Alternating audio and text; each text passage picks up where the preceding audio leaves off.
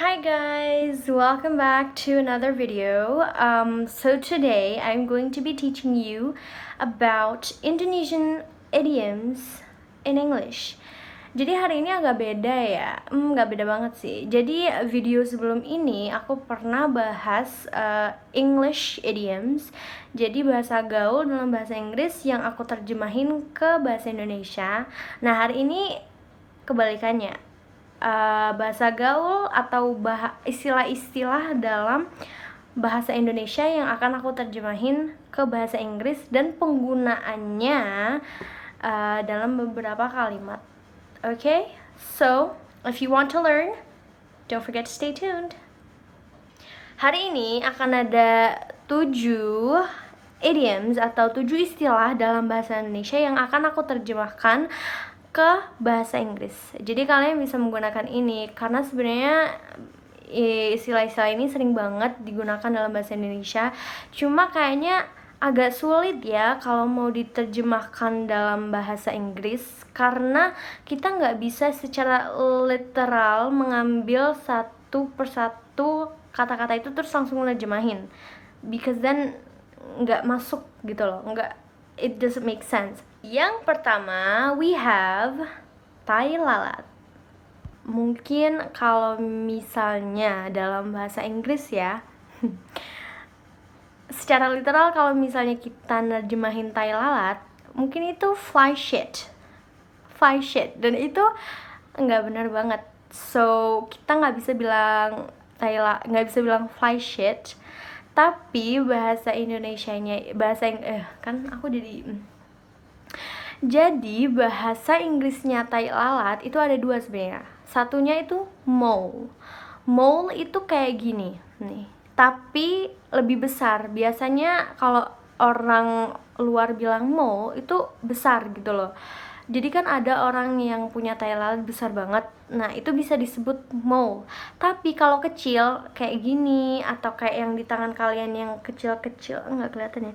Yang kecil-kecil kayak gini, itu kita menerjemahkan itu sebagai beauty mark. Nah, tuh kalian perhatiin ya, itu terjemahannya beauty mark. Jadi kalau kalian punya tai lalat, jangan malu karena itu disebut beauty mark di luar negeri, beauty mark. So be confident with your beauty mark. Okay, yang kedua ada cinta monyet. Mungkin ini jarang banget ya, atau maksudnya mungkin ini sering banget digunakan tapi kita nggak tahu apa sih terjemahannya dalam bahasa Inggris atau gimana sih caranya kita menyampaikan ke orang kalau kita tuh ya itu cuma sekedar cinta monyet gitu. Nah, cinta monyet mungkin kalau orang nerjemahinnya jadinya monkey love ya, tapi itu salah. Cinta monyet itu di luar negeri it's called puppy love.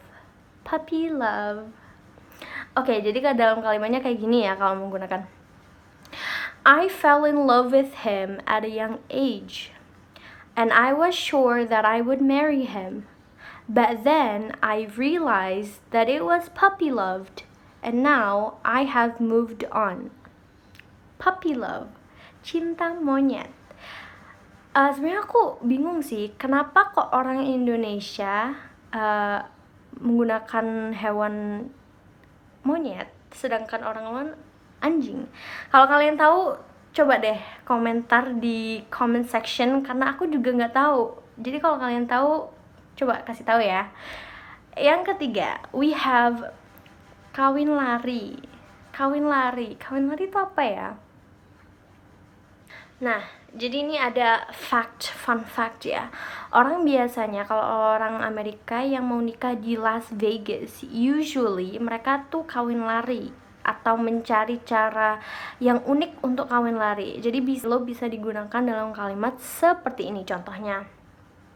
Couples who plan a wedding at Las Vegas are often looking for a unique way to elope. Ya, elope, kawin lari. Oke. Yang keempat, we have selingkuhan. Apa sih itu selingkuhan? Mungkin kita taunya Bahasa Inggrisnya selingkuhan itu side piece. Side piece. Jadi side piece itu artinya a mistress or a woman whom a man has physical affairs to.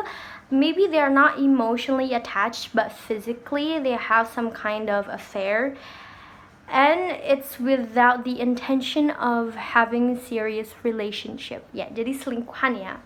Kalau dalam kalimat, kalian bisa bilang, kalau misalnya cowok yang bilang nih, my wife is my main piece, but she's my side piece. Jadi istriku adalah ya yang utama gitu loh. Dia benar-benar istriku, tapi yang satunya nih, cewek satunya itu selingkuhan aku gitu. Yang kelima, we have mandi bebek. Mandi bebek, apa itu mandi bebek? Mungkin kalau diterjemahkan langsung ke bahasa Inggris itu duck bath. Duck bath. Kalau aku kepikiran duck bath, aku jadi keinget main-mainan bebek itu yang dipakai buat anak-anak pas mandi. No, it's not duck bath, but it's a quick shower. Jadi nggak ada istilah mandi bebek ya, cuma kalau orang luar sih bilangnya a quick shower. Jadi cuma itu artinya mandi cepet gitu, mandi cepet. Jadi kalau kalian mau bilang bentar aku mau mandi bebek dulu, ya bahasa Inggrisnya wait a minute, I'm just gonna take a quick bath.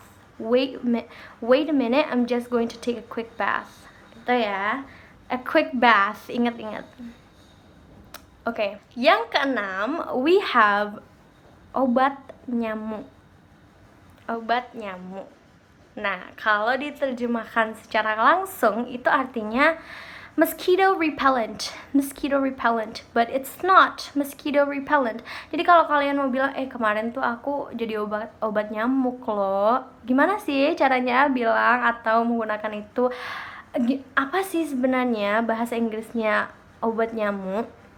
Jadi bahasa Inggrisnya obat nyamuk itu third wheel, oke? Kalau kalian menggunakan itu dalam kalimat bahasa Inggris, kalian bisa bilang, you know what, yesterday I was third wheeling. Like, she brought her boyfriend and I was like the third wheeler. Jadi aku tuh kemarin jadi nyobat nyamuk guys. Ya, intinya gitu. Jadi ingat, obat nyamuk itu third wheel, bukan mosquito repellent. Okay, last we have berbunga-bunga. Kalau translate secara literal into English, mungkin flowered flower ya, flowered. Aneh kan? Bunga berbunga-bunga. Itu salah. Jangan sampai kalian bilang I'm flowered. Itu malu-maluin ya. Jadi istilah yang benar dalam bahasa Inggris itu head over heels. Kalian mungkin sering banget dengar ini dalam film-film. I'm head over heels in love with you. Itu sama dengan aku berbunga-bunga. Jadi I'm head over heels in love with him. I'm head over heels in love with her. Okay, so now you have learned istilah-istilah bahasa Indonesia yang diterjemahkan dalam bahasa Inggris. Jangan lupa untuk sering-sering menggunakan istilah-istilah ini agar lebih biasa dan lebih lancar. Jadi kayak gaul banget kalau kalian menggunakan itu dalam conversation kalian. Before I end this video, don't forget to give it a thumbs up. Subscribe to this channel, U Dictionary Indonesia, if you haven't. Don't forget to follow all their social media accounts. And don't forget to download their app, U Dictionary. And you can learn so much from there. You can learn English and practice your English every day. Okay, that's it from me. I'll see you in the next video. Goodbye.